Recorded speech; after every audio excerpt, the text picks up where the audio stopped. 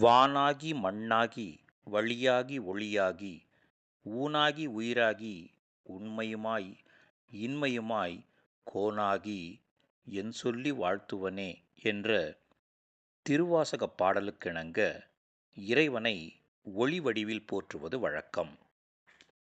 அந்த வகையில் இறைவனை ஒளி வடிவமாக உருவகித்து நன்மைகளையும் நலன்களையும் வேண்டி வழிபடுவதுதான் திருவிளக்கு பூஜையாகும்.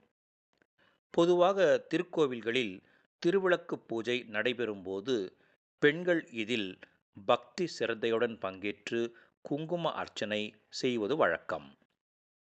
ஒருபுறம் மந்திரங்கள் முழங்க மங்களகரமாக வழிபடும் இந்த திருவிளக்கு பூஜை வாழ்வில் மங்களங்களை கொண்டு வந்து சேர்க்கும் என்பது நம்பிக்கையாக உள்ளது.